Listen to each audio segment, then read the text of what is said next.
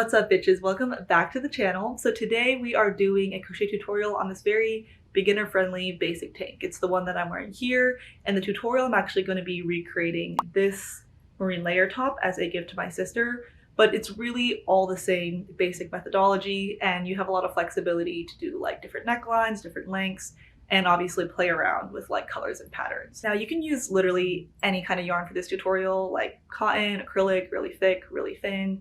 Doesn't matter. My sister actually also crochets. She makes like, look, these adorable animals. So I am just going to raid her yarn stash, which is inside her couch actually, and pick out some yarns that kind of match the colors of our reference top. So I think for this top, I'm going to start off by making the kind of like white portion and then add the colorful stripes on the bottom later. So I'm just using this like white yarn, and this is a 4mm hook. You want to start off by chaining like the desired circumference of your top. So this is how much chain I have. At minimum, this needs to fit around your shoulders so that you can, put the shirt on. Beyond that, it kind of just depends on what fit you're looking for. For me, I have no titties, right? So this minimum length is pretty good for me, but my sister was blessed with some actual mommy milkers. Don't know what happened there genetically. So I'm probably gonna add a few extra inches for her. So from here on out, we're gonna be working in the round, which I will do my best to explain, but I will also try to link tutorials down below that go through this in a little bit more detail in case you haven't done it before. Now at this point, we are going to slip stitch into that first chain we made to connect the two ends and basically create a loop, but make sure your chain isn't twisted at any point. Now I'm going to go ahead and chain 3, and this is going to act as my first double crochet, and then I'm going to put 1 double crochet in each chain all the way around until I'm almost back where I started. So as you can see, now there is just 1 stitch left in this row, so doing that last double crochet, and then I'm going to slip stitch into that 3rd chain I made in the very beginning, and that is going to complete the first row. Really important, you want to make sure you turn your work, otherwise you're going to have like a weird diagonal seam. And you're just going to repeat this over and over again. Chain 3, do a double crochet in each stitch all the way around, and you're going to repeat until you have built out like a decent amount of length for this like top tube situation. Okay, we're back, and I have on this headband that I always wear at home. So this is what we're starting to build out, right? This tube rectangle thing. And you can go one of 2 ways for the silhouette of the top. So for me, I actually like a straight across top that just goes like this. But my sister wanted something that goes kind of up like this and gives you a little bit more coverage, kind of like the original shirt. So this looks, not very long, but once we kind of build out this top portion and then add the colored strip on the bottom, it will look more like a proper shirt length. Now we are going to be working only the front of the top. So as you can see, I have marked a few stitches in from each side. Really important, you want to put the seam just on the side so that it's less visible when you have the top on. Now we're going to go into this marked stitch where the safety pin is, and we are going to attach a new piece of yarn. So as you can see, I pull it through and then I chain 1 to kind of connect it. So at this point we've chained 1 to connect the new piece of yarn. I'm going to chain again, and from here we're basically going to work these next 2 stitches into 1. So I'm going to yarn over, I'm going to go into this first stitch, pull through, then I'm going to go into this second stitch, pull through again, and then I'm going to yarn over, pull through 3 of those 4 loops, and then yarn over and pull through the last 2 loops. And as you can see, this basically is like a decrease, right? So it combines those stitches into 1 stitch. Is going to help give you the curve that you want. So from this point on, we are just going to proceed as normal. So do 1 double crochet in each stitch, and just repeat that until you are almost at your other marked stitch on the other side of the shirt. As you can see, we are now 2 stitches away from the last stitch of the row, which is marked with a bobby pin, and we are going to go ahead and work these 2 stitches together into 1 double crochet the way we did before, do that decrease, and that's going to be the end of the first row. So I'm going to go ahead and pull this out, and we are turning our work. Now you're just going to repeat this process over and over again, right? So chain 2, you don't want to go into this very first stitch because that's what the chain 2 is acting as, but we're going to go into that like 2nd and 3rd chain and work those 2 together into a double crochet, and then proceed with just a normal double crochet in each stitch down the row until you reach the last 2 stitches, which you're going to work together into one, and you're just going to repeat this over and over again, and that's going to give you like that curve. This is probably a good time to mention that I don't think this is the right technique to get this curve. This is just how I did it when I was in like 4th grade, and I've kind of run with it since. But there's definitely a better way to do it. So I'm sorry if you're watching this and you're like, damn, this is really wrong.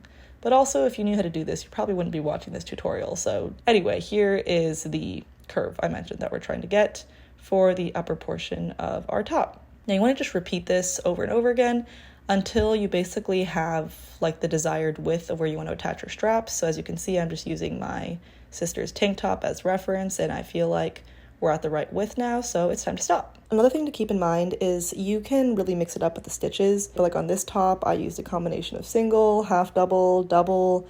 This was just me using up scrap yarn, so I was really just doing whatever I felt like. And for these more textured rows, like this yellow one, all I did was work 2 double crochet in every other stitch instead of working 1 double crochet in each stitch. And that just adds like some fun variety, but there are a lot of different stitches that you can play with. Now for this particular colorway, it's time to add that strip of like rainbow colors at the bottom. So I'm going to attach my new yarn where this seam already is, just so that the seam lines up. And my first color is going to be brown, and I am just going to attach that yarn the exact same way I did before. Now, as you can see, for the colored rows, I'm actually working a half double crochet instead of a double crochet, because I want these rows to be a little bit shorter in height, if that makes sense.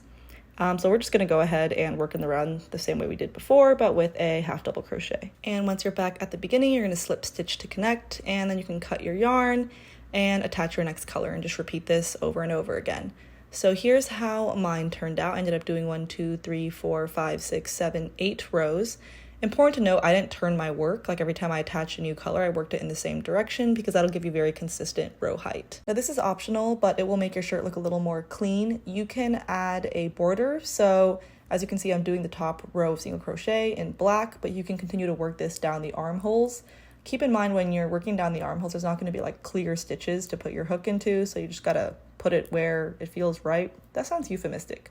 Anyway. Okay, now at this point, you're just gonna want to try the top on and measure how long you want your straps to be. For the straps, you just want to start off by chaining however long you want your strap to be. Now I'm gonna be working my straps in a single crochet, so I'm going into that second chain and just doing a single crochet stitch and repeating that all the way down until I reach the end of the row. At that point, you're just going to attach your next color, which for me is once again brown, and you're just going to repeat this over and over again, working back and forth with your different colors. And this is what the finished strap looks like. It kind of reminds me of those like sour belt candies, if you know what I mean. Now it's time to attach these straps.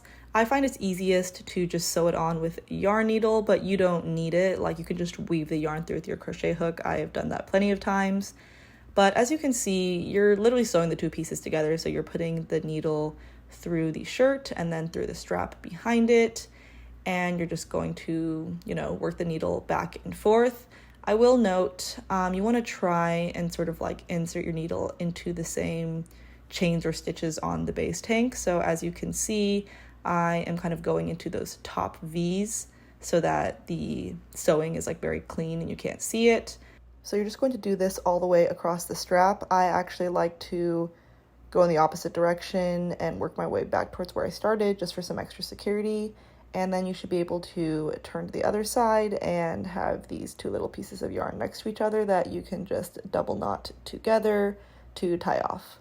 And as you can see, I'm just repeating this on the back with the other end of the strap. I would suggest trying the shirt on to make sure you're connecting the strap at exactly the right place at the right length. As you can see for this top, I opted for thinner straps, and since I didn't have to do the rows of different colors, I actually just started the strap in the top and then worked vertically and attached at the back.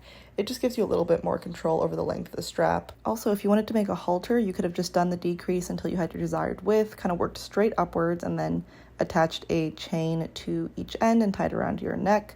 You have a lot of flexibility there. But anyway, here's how the top turned out. I wish I could show it to you on my sister. It fits her a little bit more bodycon, and it's looser on me because I just don't have her titties. Something I forgot to mention is that if you want the top to like cinch more around your waist, what you can do is take a chain and like weave it through the very bottom of the shirt. So I have a black chain running through the bottom of this tank, and then once you put the top on, you can kind of pull these tighter and then just tie them together, like tuck them in the shirt, and that'll give you a more bodycon fit. But honestly, the best way to get a tight fitting shirt is to just do an open back and lace it up, as you can see I've done with many of the previous tops I've made. As I mentioned at the beginning of the video, this tutorial is so versatile. So you could do this in like a really thin black yarn, and that would be such an expensive looking closet staple. You could do a really chunky, colorful yarn and make an ultra crop top, kind of like this one that I did last year. Totally up to you. But please comment down below with any questions or requests for other tutorials you want to see.